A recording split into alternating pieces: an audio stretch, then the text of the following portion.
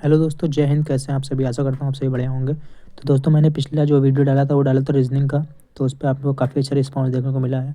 तो आज की इस वीडियो के अंदर मैं जो है एसएससी जीडी का 4 फरवरी का जो क्वेश्चन पूछा गया है क्वेश्चन पेपर, उसके हिंदी के सॉरी, हिंदी के जो है 2 क्वेश्चन जो है सेट कराने वाला हूँ, यानी कि 40 क्वेश्चन कराने वाला हूँ। एक 4 फरवरी का शिफ्ट 1 का, और जो सेकंड शिफ्ट लगी 4 फरवरी को उसके, यानी कि 40 क्वेश्चन कराने वाला हूँ। तो फटाफट से वीडियो शुरू करते हैं। तो सबसे पहला जो क्वेश्चन हमारे सामने देखिए क्या कह रहा है, खिन्न शब्द का विलोम नीचे दिए गए विकल्पों में से चुनिए। सॉरी फ्रेंड्स, खिन्न का मतलब क्या होता है सबसे पहले हमें ये समझना होगा। जो खिन्न होता है दोस्तों, उसका मतलब होता है कि दुखी।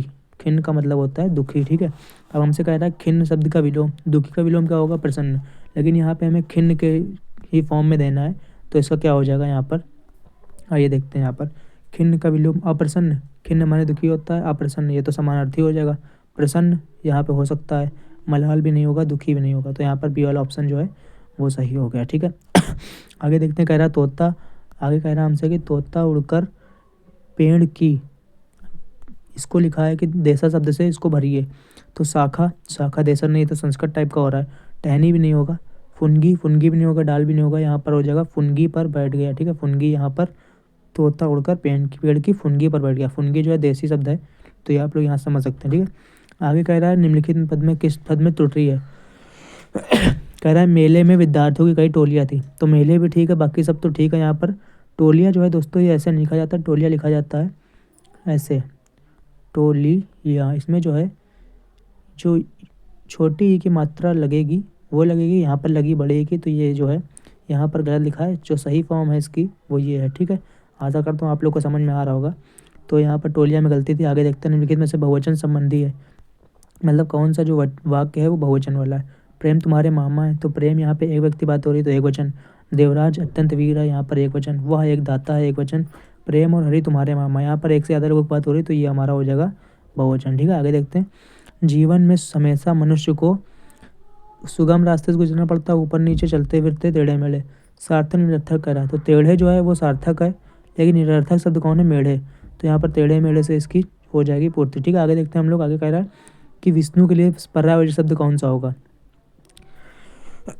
विष्णु के लिए दोस्तों हमसे कह रहा है पर्यायवाची शब्द, तो विष्णु के लिए पर्यायवाची शब्द हम लोग यहाँ से देख सकते हैं। नागेंद्र किसका होता है? नागेंद्र होता है भगवान शंकर का। राकेश भी जो भगवान शंकर का होता है, नागेश भी भगवान शंकर का होता है। जनार्दन जो है वो यहाँ पर हो जाएगा विष्णु भगवान का, ठीक है। आगे हम लोग देखते हैं दोस्तों क्या लिखा है। आगे हमसे कह रहा है कि निम्नलिखित में से कौन सा विशेषण युक्त पद नहीं है? ऊंचा मकान, मोटा लड़का, लाल कपड़ा, उतार चढ़ाव। तो ऊंचा मकान, मकान की विशेषता बता रहा है। मोटा लड़का, लड़का मोटा है।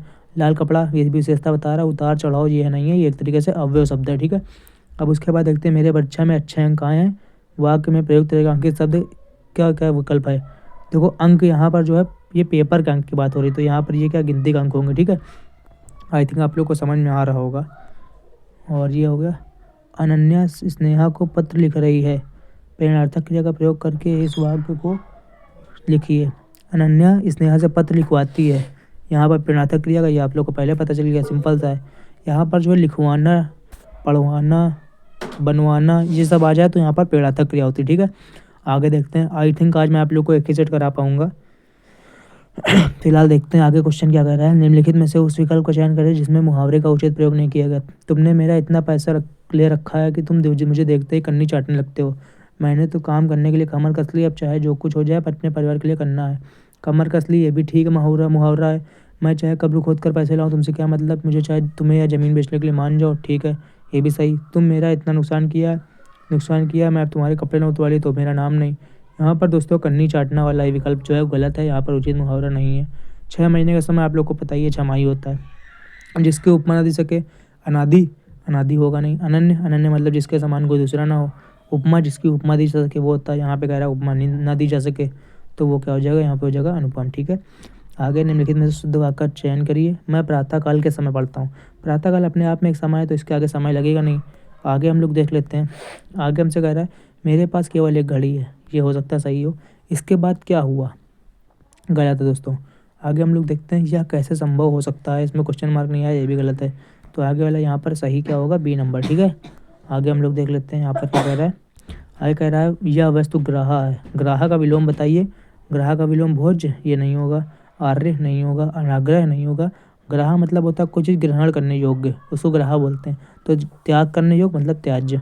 ठीक है, वाक्यांश के लिए शब्द से ही इसकी जो है पूर्ति करी गई है, इसका विलोम बताया गया। ठीक है, आगे निम्न में से किस वाक्य में त्रुटि नहीं है? तुम्हारा गाँव किसका है? ये बोलने में अटपटा लग रहा है तो ये तो गलत होएगा, सीधी सी बात है। मोहन का व्यवहार अच्छा नहीं है, ये हो सकता है सही है। आपकी बातें बहुत मीठा है, तो आपकी बातें बहुत मीठी है होना चाहिए। यहाँ पर लिंग संबंधी गलती है।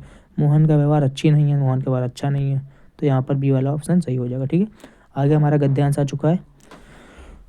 गद्यांश में देखते हैं दोस्तों हमसे क्या कह रहा है, कलर बदल लेते हैं यहाँ से।